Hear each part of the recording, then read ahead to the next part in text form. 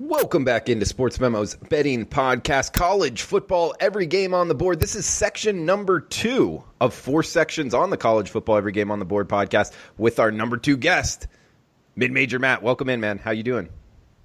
Doing well, trying to keep up with all the sports going on. You know, the college basketball approaching, college football. Hard to believe we're, week 9 in college football already? It's pretty crazy how many weeks we've seen so far. Absolutely, man. It is flying by, and he's been hot. Mid-Major Matt, check him out at sportsmemo.com, hitting 64% over the last 3 weeks. So finding a bunch of winners here, and hopefully finding a bunch of winners on this podcast for the listeners. We got CMU at Buffalo up first here, Matt.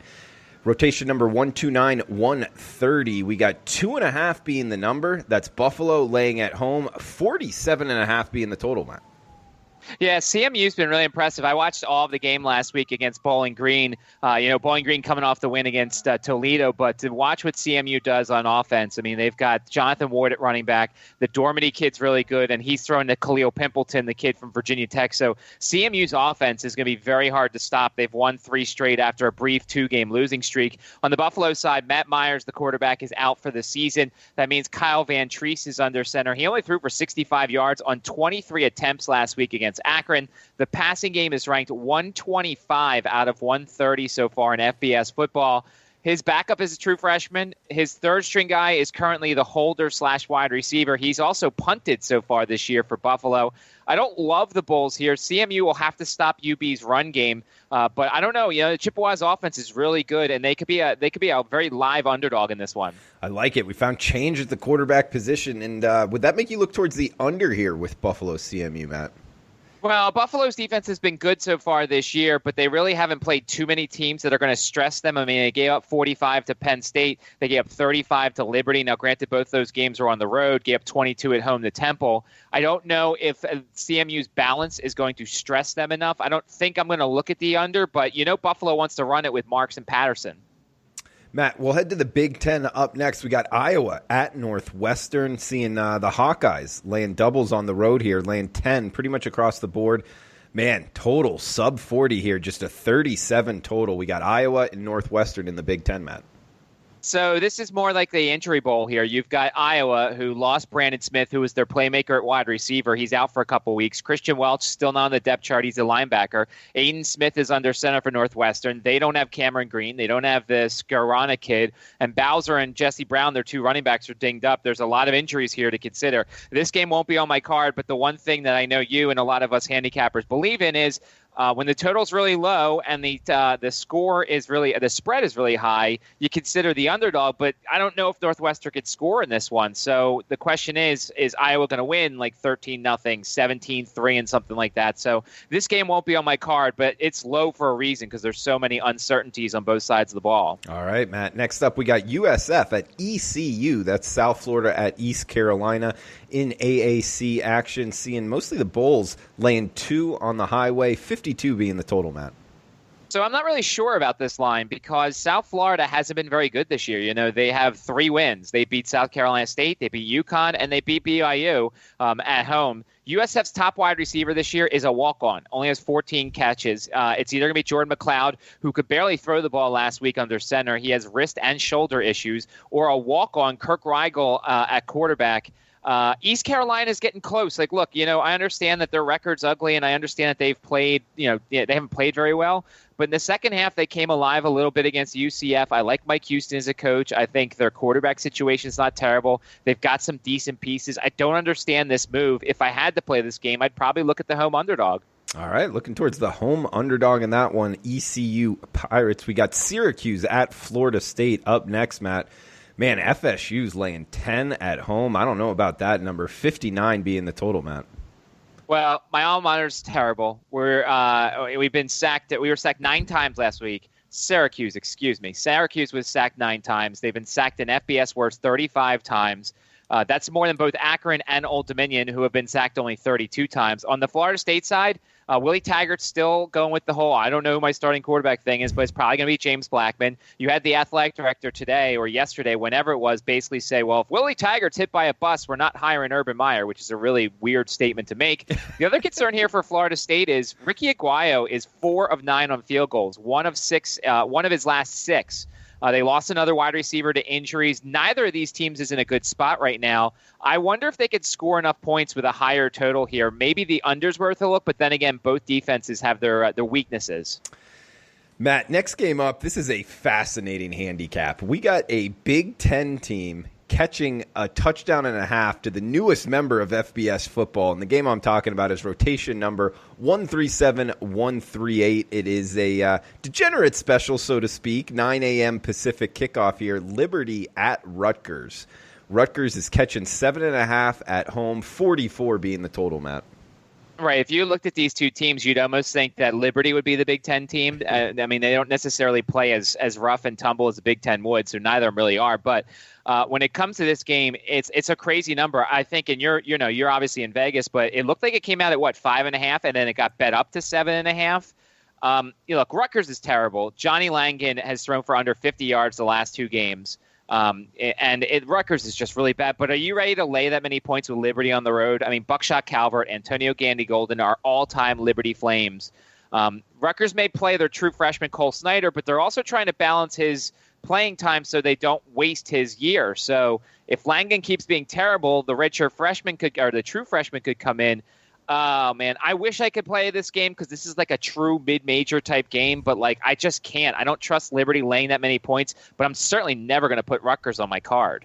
Yeah, and to answer your question, it did open 4, went over the key number of 7, seeing 7.5 at most places, circa, which I'm going off of their openers. They pretty much do the world openers now here in Vegas. They have gone back down to 7. So at some point, we've seen some buyback for this Rutgers squad. But overall, man, it speaks to where this Rutgers program is at right now. We got Southern Miss at Rice up next, and it looks like 9.5 Southern Miss laying on the highway, 52 the total in Houston.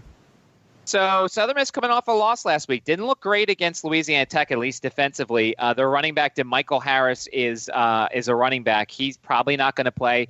They've had some issues at running back. Travinsky Mosley was supposed to be the starter. He got hurt way back in week 1, but it hasn't really mattered. Jack Abraham's been really hot. Rice has used 2 quarterbacks. I mean, look, Rice hasn't won a game yet this year. They've been really close. So last week, they were, for some reason, favored on the road against UTSA. They lost 31-27. But, this team's showing a pulse.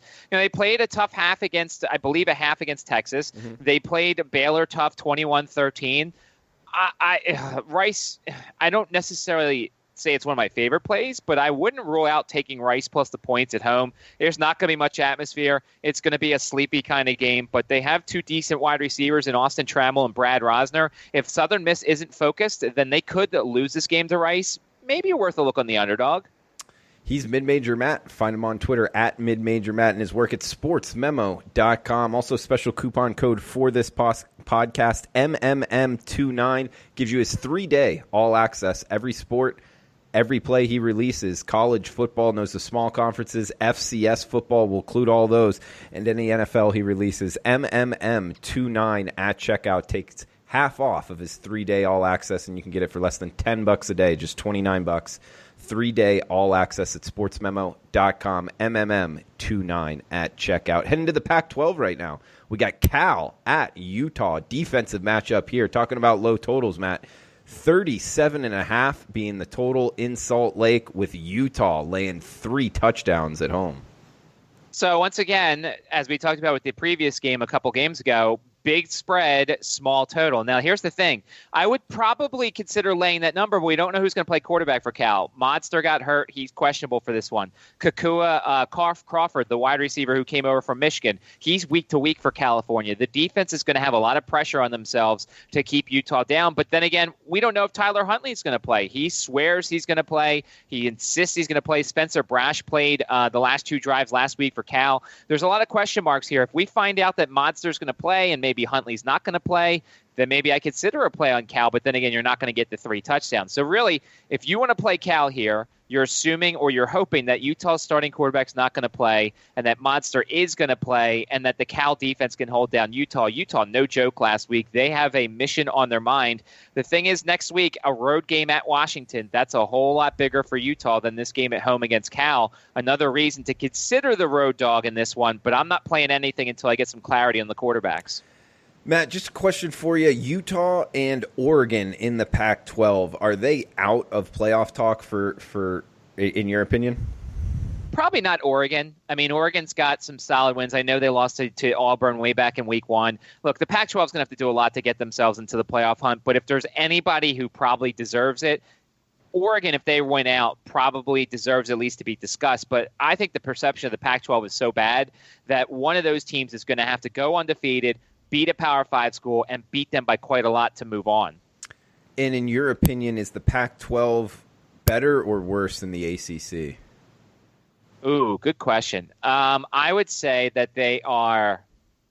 Wow. I mean, the Pac-12's top is better than the ACC's top outside. Okay, let me phrase that again.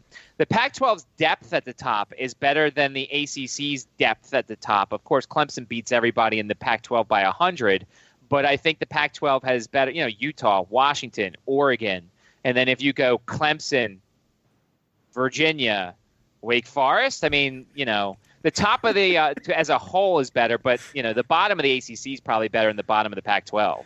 Good stuff there, Matt. We got Nevada at Wyoming up next. This is the Every Game on the Board podcast, breaking down each and every college football game for this weekend, each and every week here at Sports Memo. You can check it out on the podcast tab. Also on YouTube, we simulcast it on video, so you can check it out there in the Apple iTunes app as well. We got Nevada, Wyoming here, Matt. Looks like Wyoming, the Cowboys, laying 14 in Laramie, 43.5 the total.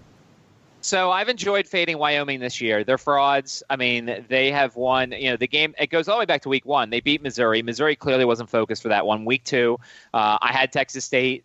They outgamed Wyoming by a lot, threw a pick 6, didn't cover, frustrated me. Wyoming barely beat Idaho, who's better this year in the FCS, but their previous FBS games, they had lost by like 100 combined, even more. I think it was like 140 their last couple FBS, FCS games. Last week we had New Mexico. That was a winner. New Mexico's really ugly. We'll get to them coming up a little bit, but I don't know if I can fade him with you, Nevada. Malik Henry's not going to play in this one. They've taken him off the team to focus academics. If that name sounds familiar, it's from Last Chance U on Netflix. So it's either Carson Strong or Christian Solano under center. Nevada has 6 touchdown passes, 11 interceptions. They've lost 2 key captains on defense, Lucas Weber and Cameron Toomer. 2 guys on defense, and this defense already wasn't very good as it is. So I'd really love to fade Wyoming here because I think they're paper champions, but I may actually play Wyoming this week if the Chambers kid, because I don't see how Nevada stops that Wyoming run game, and I also don't see how Nevada scores. So what happened with Malik Henry? They basically they've said it's not a suspension, but it's also not like he's not on the team anymore, so he could focus on academics. They've been very careful to phrase this thing because they don't want everybody to think that he's been suspended, kicked off the team. It's not a behavior thing; it's an academics thing. Interesting. Okay, so does he have the chance to play the rest of the season, or no? He's out. It looks like the rest of the year he is not going to play. But then again, I think things could change here with regards to that. But I think it looks like Malik Henry probably won't play the rest of the year so he can focus on academics. Interesting stuff, Matt. Good stuff, man. We got Utah State at Air Force up next in the Mountain West. 58 the total. Looks like the Academy, Air Force, laying 3 or 3.5. Good one to shop around. Make sure you're getting the best number on this one.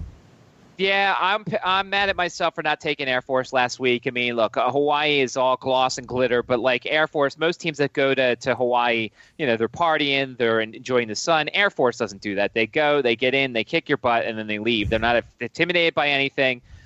Who's going to play quarterback for Air Force? Mike Schmidt, the third stringer, came in, was pretty good running the triple option. He is good. He won the Mountain West honor last week. I mean, I'm not worried so much about him. It's the question of Jordan Love also. Utah State's offense has been abysmal lately. Jordan Love last week, 13 of 31 for 169 yards. I mean, they beat Nevada. Clearly, they didn't need him to beat Nevada, but this offense just hasn't been that crisp lately. And without Jordan Love having his A game here, I'm worried about that. So I may look to Air Force in this one on Saturday. All right, Mid-Major Matt, staying in the Mountain West here. 2 teams you've already mentioned before, Hawaii and New Mexico, squaring off in this one, 69.5 being the total, with the Rainbow Warriors laying 10 on the mainland. So Hawaii's actually on a good pace. I have Hawaii win total. They won 4 of their first 5. It's funny. I don't understand why more people didn't look to Hawaii for their win total because they have a good team. Plus, they get the 13th game, and Vegas doesn't say that you can only have 12. So, to me, that's a not bad thing to have an extra game in your pocket. And I believe it was 5.5 was the total. With regards to this one, couple of key suspensions and injuries. Earlier in the week, Hawaii wide receiver, oh boy, I hope I don't botch this, Melquise Stovall is left the team. So he's one of the key wide receivers for Cole McDonald. New Mexico, just in the last day or two, suspended quarterback Sherion Jones because he got in trouble off the field. And so that means Tuioti is going to be under center. I mean, New Mexico is just brutal when it comes to offense last week. I mean, they didn't do anything against Wyoming to help me get the cover. Their defense made just enough stops, and the offense got a crucial touchdown in the fourth quarter to get the cover. New Mexico doesn't scare me. They've lost 4 straight, 5 of their last 6. I think Hawaii might be worth a look in this one if they can get Cole McDonald going a little bit. I think so as well. And there are some 9.5s starting to show up, so maybe looking towards the away team at New Mexico. We got WKU and Marshall here in Conference USA, Matt. This is a good one. We got Marshall Thundering Herd laying 4.5 or 5, 44.5 the total. And Marshall coming off of that win over FAU. I took the loss on that, Matt. Didn't see that one coming. And Western Kentucky, man, they're front 7, front 8. They can play some defense. How are you looking to get after this one? Yeah, D'Angelo Malone's really good on that defensive line. This team's 22nd against the rush. I'm very happy because I also have a ticket on the over for Western Kentucky. They just need one more win to hit because, once again, that was another 5.5. I don't know if it's coming here, though. Marshall's one of those teams it's really hard to figure out. They've won their last 2. They got that nice win at Florida Atlantic last week, 36-31. The key is how's the quarterback going to play and how's this offense going to go, because we think the defense is pretty good. Although they did give up 31 to Ohio, they gave up 52 to Cincinnati. If Western Kentucky can keep this within a possession, I think they've got a shot in this one, because everybody thought once Stephen Duncan got hurt, their season was over. Ty Story comes in, the quarterback there. They've had some good offensive production there to go along with the really good defense. So I think Western Kentucky could be a live dog in this one, but it's a lot to ask for them to go to Marshall and win on Saturday. Matt, in the Pac-12, we got Arizona at Stanford. Pretty much a pick-em price here. Some shops showing Arizona laying 1 in Palo Alto, 52.5 the total. Oof. We've talked about injuries in this thing, and that's one of the things I'd like to bring up here in terms of information when it comes to this podcast is who's playing, who's not playing, who's questionable, what's that going to do. Costello and Mills are both, as of the taping of this, they're like questionable. They're doing a little bit of work in practice. So Jack West, their third-string quarterback, could be coming in. They also lost their kicker. Best name in college football, Jet Toner, is the kicker for Stanford. Yeah. He is out for the season. They had 6 healthy offensive linemen last week. Arizona played without 2 starting offensive linemen last week. Khalil Tate wasn't great. He hasn't been great the past couple weeks. It's weird because you would think a guy like Kevin Sumlin could do some things with Khalil Tate, but, I mean, we just haven't seen it yet. The Gunnell kid behind him hasn't been very good, so they really have to stick with Tate. I mean, in theory, Arizona's worth a look here, but there's a reason why this line's not bigger, despite the fact that Stanford just is not healthy in a lot of places. Stanford hasn't looked good. They gave up 34 points to UCLA last week. Like, how does that even happen, considering how awful this Bruins offense has been? I don't know if Stanford has packed it in yet, but it's either Arizona or nothing for me. Matt, staying in the Pac-12, we got Washington State at Oregon. Oregon playing back-to-back Washington schools here, this time at home, laying 2 touchdowns to the Pirate and the Cougs, 64.5 the total. Brandon Schooler is transferring from Oregon. And he's only had 2 catches for 44 yards this year, and he's been a special teams guy, which is kind of important for them. It's not a big loss, but then again, I also want to see Juwan Johnson. Like, we expected a lot from the Johnson kid, and he hasn't produced to the level that we thought he has. Wazoo on the road lost really close to Arizona State. They lost at Utah.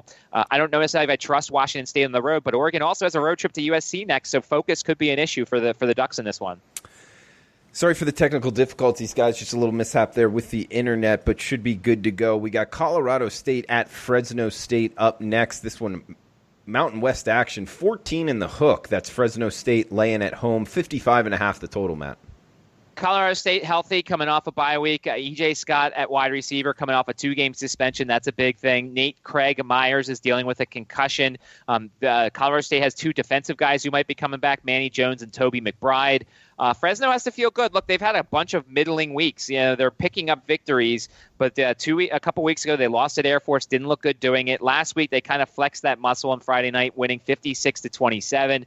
I think Fresno's in a good spot right now, but I want to see it once again. They should be able to beat up on Colorado State, but I'm not going to play it. I want to see it first and then maybe come back to playing on Fresno State in a future matchup.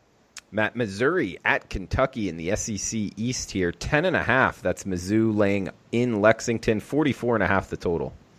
I just want to say, mid-major Matt's 5-1 in SEC plays this season. Go figure on that one. Missouri has to feel terrible after that game against Vanderbilt last week. I had the under in that game. I did not expect that kind of score. I thought that Vanderbilt was actually going to be the ones that struggled to score. They actually won the game. So Missouri's going to have the focus in this one. The Lynn Bowden experiment's been really good for one game, really bad. Like, there has to be some more wrinkles. Now, we don't know if Sawyer Smith's going to play. I've enjoyed playing unders in Kentucky games. This one, Vegas has started to figure that out. The odds makers have reduced the totals in Kentucky games because they know they've got a good defense and they know their offense can't do squat right now. So I'm watching the quarterback situation. Sawyer Smith, Lynn Bowden Jr., I think it's better for Bowden to be out at wide receiver, but Sawyer Smith still could be banged up a little bit. So we'll watch the quarterback situation. This one, hope that maybe the starter plays and the total goes up a point or two, and then we jump on the under. And Matt, you brought up the fact, Missouri will be focused, and that's definitely an angle. But what about losing to Vanderbilt? In my opinion, power ratings-wise, going into that game, Vanderbilt's the lowest power rating I've had for an SEC team in quite some time. Do you think that could actually be a question mark? Because when you look at Missouri's record, it's not bad, but they really haven't beaten anybody. They haven't played much at all, Matt. Does that worry you? Well, yeah, of course. But they had a 5-game home stretch. Like, who plays 5 in a row? They actually played 3 in a row at home, had a bye, and then had 2 more in a row at home. I do believe in Kelly Bryant. He's a little dinged up. Of course, everybody in college football is dinged up nowadays. Missouri, in theory, has an offense that should be able to score some points in this one. But, yeah, you're right. I mean, it's a road game. Kentucky's actually getting decent crowds. The question is, how many 3-and-outs in a row is Kentucky going to have? Is their defense going to get tired trying to chase around Missouri's offense? Mid-major Matt, we got a rivalry game up next. Duke at North Carolina, 3.5. The Tar Heels laying in Chapel Hill, 53.5 the total. So normally in this situation, I'd want to fade North Carolina after last week. 6 overtimes against Tech, a game that was highly emotional, highly tiring. We finally found out about the 5 overtime rule, which is great. I don't mind the 2-point conversion thing. It's bad for people who maybe still have an over in play that late in a game. Of course, you'd really have to have some things going against you in that situation. But I don't know if I could play here. I liked Duke last week to some extent against UVA. They played terrible. This is a very hard Duke team to figure out. I keep going back to, are they the ones that won at Virginia Tech by a lot? Or are they the ones that laid a massive egg against Virginia? They lost at home to Pittsburgh. Duke theoretically has the better team in this one, but I just can't bet them right now. They're too Jekyll and Hyde, and so I'm looking at North Carolina here, but I'm also worried about how much they have left in the tank after last week, and I'm not a huge Tar Heel guy. I've got an under ticket on them for the win total. I hope they lose here, but I don't know if I can bet Duke in this one. And Matt, the new overtime rule that starts in overtime 5, they go for 2 each team, just back and forth, correct? Pretty much. They just go back and forth, and each team goes for 2. And then if you miss, the next team goes for 2. And if they miss, then you go to the 6th overtime. And then I don't know if there's like a 15th overtime. You play like a hockey shootout or something like that. But, yeah, we saw that. It was fun to watch. It's a very stressful thing if you're rooting for one of the teams, though. And for totals purposes, does the 2-point conversion starting in overtime, I guess, number 5, does that count as 2 points or would it count as a touchdown? No, it counts as 2 points. Okay. So they kept it. That's why Tech won 43-41. I guess it's a good thing if you want to inch your way up there for the total. And it's good to know if you get to the 5th overtime and you're holding a +6 ticket, you're guaranteed to win because, the only team that can win is by 2 points. Yeah, unique situations, but it will definitely happen again in the future. So those who are holding a ticket in that situation, be glad they know the rules listening to the podcast. We got Big Ten action up next. Penn State at Michigan State, mid-major Matt. We got 6.5. It's Penn State laying on the road. 44.5 the total. Michigan State off a bye. D'Antoni, but I mean, how much does that help them? Their offense hasn't done much. You'd think that their defense would hold pretty good here. It makes me look towards the under. Have questions about this Penn State quarterback, man. Is he good? Is he not? I'm not really sure. Spot-wise favors Michigan State, but I feel like Penn State's got the talent. How do you feel? Well, I think you said it. I mean, obviously, this is not my forte, so I can only give you some information. But as you said, good spot for Michigan State. They've got the weird bye game and then another bye next week. I'm guessing that they're working on their offense. Their offense hasn't been very good. Penn State coming off the win over Michigan. In theory, they might have lost that game if the Bell kid catches the touchdown in the end zone. I like what Penn State's doing, but coming off a whiteout, all the emotion of a night game at Happy Valley, I don't know if I can back them here against a rested Michigan State team. I'm not going to play this game. I'm not the expert to ask you, and all the rest of the guys on the websites are better to do this, but spot-wise, it looks like Michigan State would be the play to me. All right, Matt, let's get back into your comfort zone here. We got Maction and then 2 Sun Belt games to finish off this section of the Every Game on the Board podcast. Miami, and that's speaking Miami of Ohio at Kent State here. Looks like 1.5. That's Kent State laying at home. 58 the total, Matt. Kent State's offense is starting to come alive, and it's with the Crum kid at quarterback. Everybody kind of thought that Barrett would be the guy to make this offense go, but if you look the last 2 weeks, 38 at Ohio, 26 at Akron. They scored 62 at home against Bowling Green. They've got the offense. The question is, can they play any defense? They gave up 45 to Ohio, 48 to Wisconsin, 55 to Auburn, 30 at Arizona State. Their defense isn't very good. Miami's offense, I don't know. Miami's offense, they won a game at home against Northern Illinois last week, which is a bit of a surprise for me because I kind of like Northern Illinois, and that's after a game where they figured out that they have an offense. I probably won't play this game, but I don't hate Kent State at home in a game where they could probably score on Miami of Ohio. If they make a stop or two, then they become an even better play. Maybe the over in this one, but Kent State starting to play better football right now.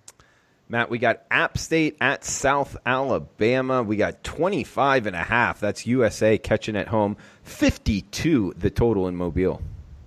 Oh, man. I can't deal with South Alabama anymore. These Tuesday night Maction game or Sunbelt games with South Alabama. I've been a guy in the past who has defended Cephas Johnson, but he just looks lost out there. He's got all the talent in the world, but I don't know what it is. It's not translating over to the field. This is a team that lost to Troy 37-13. Thank goodness, because I had the under in that game. And they basically just handed it off, and then they had a fumble. They just looked really awful. Appalachian State steamrolling everybody, 52-7, 17-7, of course, against Louisiana in the big rivalry game, 56-37. They're scoring points on pretty much everybody. The look-ahead factor here is this, and this is the reason why you don't just run to the window on App State. 5 days later at home against Georgia Southern to prep for the triple option. We'll get to that next. App State maybe in the first half is worth a look here, thinking that they're going to come out, they're going to steamroll things. Maybe they pull off the reins a little bit in the second half. So App State game is a little shaky, but App State first half might be the way to go here. Good look there on the first half. I do agree with you because short week and then you play your rival. And by the way, this goes back more than just the Sun Belt. These two teams made the transition from FCS to FBS together, and they were rivals back in their FCS. Was it the Southern Conference, Matt? I think so, yeah. Okay, and talking about Georgia Southern here. Next game up, last game for the segment. And guys, remember the coupon code MMM29 at checkout for mid-major match 3-day all-access pass at sportsmemo.com. You can just next 3 days, every play he releases in every sport. That's college football. Don't forget college basketball right around the corner, and that's his specialty as well. So MMM29 at checkout, 3-day all-access sportsmemo.com. Last game for this section, then we'll bring Robbie Avino in. New Mexico State at Georgia Southern. Not an easy travel spot here. What I'm guessing fly into Atlanta, then bus down to Statesboro. Either way, 56 being the total, 14 in the hook. Georgia Southern laying at home. By the way, just in case anybody's wondering, the reason why I'm looking down is because I have my Phil Steele with all my results written down. That's the only reason why I'm looking down all the time. Just in case anybody was wondering. Full disclosure here to everybody paying attention. As I said, I've watched Georgia Southern a couple times this year. They run the triple option, but they don't run it very well. No, I mean, don't. If you look at their offense, they don't throw it very well. They don't throw it very often. Much like Army, Navy, and Air Force, they break off a couple of runs here and there, but they don't do it very frequently. Losing the we're losing the King running back. He's one of those guys that's a game breaker type, and so they don't run the triple option very well. But here's the thing: New Mexico State is awful. They are coming off a bye week, so they've had the extra time to prepare for the triple option. They've probably seen it before, but you look at the results here. I mean, they haven't shown a pulse too often other than the New Mexico game on September 21st when they lost 55-52. So, I would love to, in a lot of situations, a team coming off a bye week with 2 weeks to prepare for a triple option that's not even run very well, I would normally look to that team. But, man, New Mexico State is just so awful. That's asking a lot for a team. And as you described, the travel is probably really tough on them. So this is a no-play situation for me. Maybe you look at the over. But then again, if New Mexico State plays the triple option really well, New Mexico State's offense isn't great. So I think you just sit this game out. As I've said on all the podcasts, you don't have to play every game. That's our angle, as Drew likes to add, that's our angle. We don't have to play every game, and this is probably one you shouldn't look at. Good stuff, as always, Mid-Major Matt. Follow him on Twitter at Mid-Major Matt, and the coupon code MMM29 at checkout for his 3-day all-access pass. Want to throw anything out before we shut this section down, Matt? No, it's exciting times. I started doing my college basketball research, trying to find teams to back. There's a bunch of games on that first day, and also FCS football. There's a couple of interesting matchups that I'm looking at, so you could certainly find those on Saturday. We've got a winning record in those games. JMU, as always, has been on the card as of late. They've got an interesting game on Saturday, so just looking forward to it. We're hitting our stride a little bit now here in October, so if you want to come along for the ride, I'll always appreciate it. All right, guys, we will take a break here. And Robbie Vino will be back on tomorrow's podcast, as well as Teddy Covers, finishing up the college football every game on the board podcast. Until next time, best of luck with your bets.